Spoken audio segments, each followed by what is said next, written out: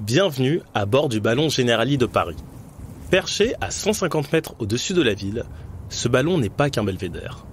C'est un laboratoire volant, un observatoire scientifique, un lieu où on mesure en direct les effets du changement climatique. Get ready for take-off. Attention au décollage. Dans cette mini-série en 6 épisodes, je vous propose un voyage immersif entre ciel et terre. À chaque épisode, je tends le micro à des spécialistes, chercheurs, médecins, ingénieurs, pour mieux comprendre les liens entre climat, santé, habitat et nos vies. Montez avec moi, ce que vous allez entendre pourrait bien changer votre regard sur l'air, sur la ville et sur demain. Quand on parle de réchauffement climatique, on pense souvent à la nature, aux glaciers qui fondent, aux incendies. Mais il y a un impact beaucoup plus proche, plus concret, parfois invisible, nos maisons. Sécheresse, mouvements de sol, risques de plus en plus fréquents, notre habitat est en train de devenir une zone de fragilité, là où il était autrefois une zone de sécurité. Dans cet épisode, je suis allé à la rencontre de ceux qui analysent, modélisent, réparent et proposent des solutions très concrètes. Bonjour Simon, merci beaucoup d'intervenir sur ce podcast. Bonjour. Alors Simon, tu diriges le Generali Climate Lab, tu vas pouvoir nous apporter ton expertise en data science. Est-ce que pour commencer, tu pourrais nous dire en quoi le changement climatique redessine la carte des risques pour l'habitat et qu'est-ce qui change justement dans leur fréquence, leur intensité ou leur réparation ? On voit que le changement climatique, il a d'une part tendance à accentuer des phénomènes connus. On a à la fois des crues très intenses, des phénomènes de l'autre extrême de sécheresse très forts, et le changement climatique a tendance à accentuer ces disparités et l'intensification de ces phénomènes-là.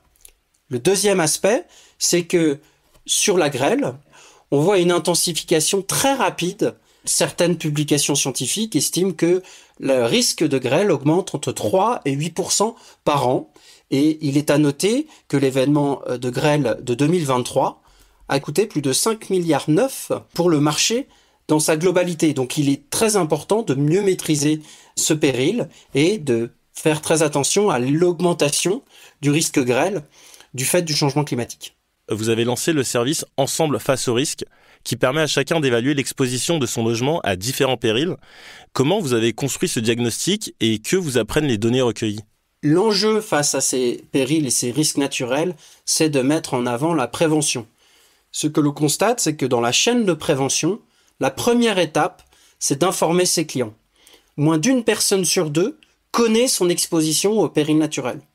Donc ce que nous avons fait à Generali, c'est que nous avons développé ce service Ensemble face au risque, qui est un outil complètement développé en interne, qui permet, en fonction de votre adresse, de savoir votre exposition à une multitude de périls, l'inondation, la sécheresse, le risque grêle et demain les risques tempêtes. Et donc nous avons mis au service de nos clients et de nos prospects, puisque c'est un service complètement gratuit, l'ensemble de notre connaissance des différents périls naturels.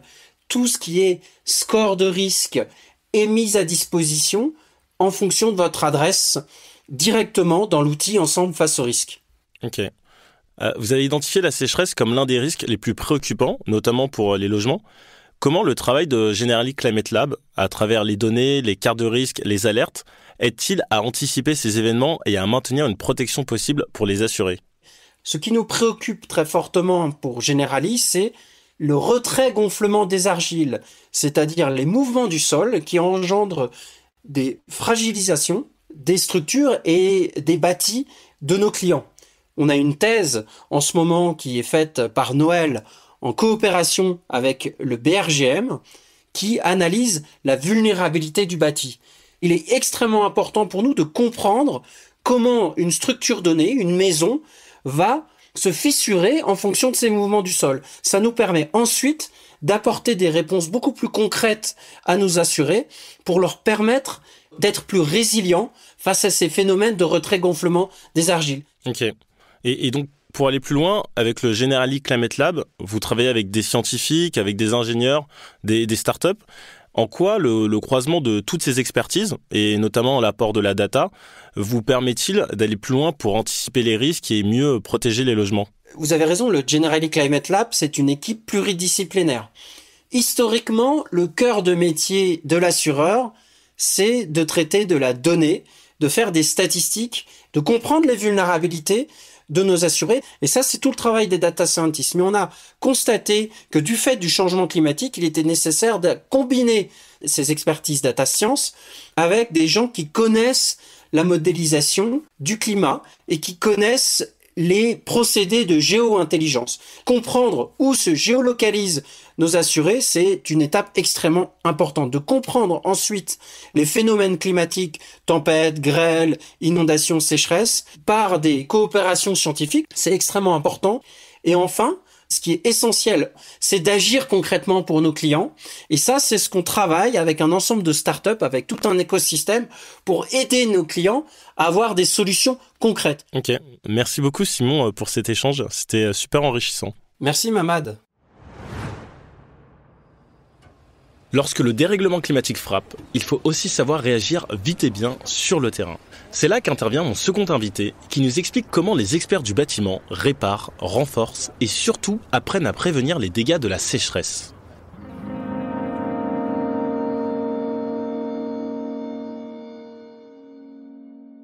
Bonjour Didier. Bonjour Mamad. Merci d'avoir accepté cette invitation. Avec plaisir. Tu es directeur général de Solinjection, une entreprise qui est spécialisée dans les travaux de consolidation du sol et le traitement des sols argileux. Est-ce que pour commencer, tu peux nous expliquer ce qu'est le phénomène de retrait-gonflement des argiles et comment est-ce qu'il est lié à la sécheresse ? Le retrait-gonflement des argiles, c'est un phénomène qui se produit dans les sols argileux. L'argile, en fait, c'est constitué par des millions de feuillets, une sorte de millefeuille qui a la particularité de gonfler en présence d'eau, puis de se rétracter lorsqu'il sera amené à sécher lors de périodes plus sèches. Plus les épisodes de sécheresse seront longs ou répétés, plus le sol va se rétracter puis se gonfler de manière significative et à des profondeurs de plus en plus importantes. Cette variation de volume va créer des mouvements différentiels, c'est-à-dire des tassements puis des gonflements du sol situés sous les fondations du bâtiment et va provoquer une fissure de ces fondations, puis ces fissures vont se propager le long des façades ou et des murs. Cela va fragiliser les structures, parfois jusqu'à les rendre dangereuses. Et avant d'intervenir, vous devez d'abord identifier un sol comme étant un risque. Comment est-ce qu'on mesure aujourd'hui la sensibilité d'un terrain au retrait-gonflement ? On commence toujours par analyser le sol. Ce sont des géotechniciens qualifiés qui vont intervenir. Ils vont pouvoir mesurer la sensibilité d'un sol au retrait-gonflement en croisant plusieurs paramètres. On va s'appuyer sur des prélèvements, des sondages, puis des essais en laboratoire. Chez Solinjection, en revanche, nous allons aller plus loin avec une analyse personnalisée qui va prendre en compte bien évidemment le sol, mais aussi l'ouvrage, puis l'interaction entre ce sol et l'ouvrage, également son environnement. Par exemple, la pente du terrain ou un terrain situé au-dessus qui serait susceptible de générer des impacts sur le sol concerné, ou encore la présence d'un système racinaire et son éventuel impact sur le phénomène de succion dans les sols de portance de ces fondations. Chez Solinjection, vous avez développé une solution qui s'appelle Magellan, qui est une alternative à des techniques qui sont lourdes et coûteuses pour traiter la sensibilité des sols argileux à la sécheresse. Est-ce que tu peux nous expliquer concrètement comment fonctionne cette solution ? Alors Magellan, c'est effectivement une innovation. C'est une solution qui est totalement sans danger pour les sols. En fait, c'est un gel qui est totalement minéral.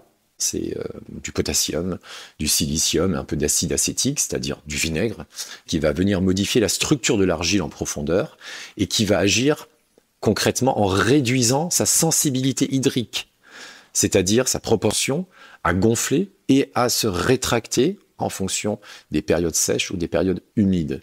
Concrètement, comment est-ce qu'on met en œuvre Magellan ? On va imprégner les argiles qui constituent le sol de portance des fondations en injectant une quantité qui est définie par avance, qui va permettre sa diffusion dans l'ensemble du volume de sol qui est à traiter. C'est une solution qui est définitive, c'est-à-dire qu'une fois que l'action du gel s'est opérée, la modification qui a œuvré dans le sol au niveau de la structure de cette argile est irréversible dans la vraie vie.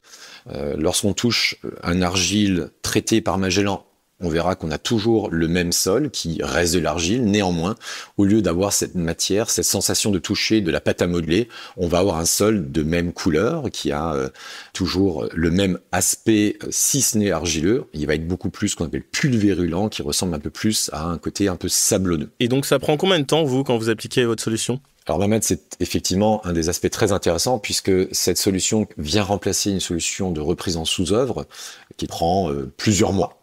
L'intervention par la solution Magellan, elle, est beaucoup plus rapide puisqu'en moyenne, on peut traiter le sol de portance d'une maison entre 4 et 5 jours, 6 jours maximum. Ok, super intéressant. Merci beaucoup Didier pour toutes ces informations. Merci à toi. On commence la descente. Ce que je retiens de cet épisode, c'est que le changement climatique n'abîme pas que les écosystèmes, il abîme aussi nos maisons.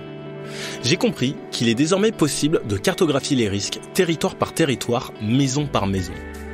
Il existe déjà des solutions concrètes et respectueuses de l'environnement pour prévenir les dégâts invisibles causés par la sécheresse. Et c'est peut-être ça le message principal. Il ne s'agit pas seulement de prendre conscience des risques futurs, mais bien d'agir en mettant en œuvre les solutions déjà existantes. Je vous donne rendez-vous dans les autres épisodes de Créateurs d'Impact.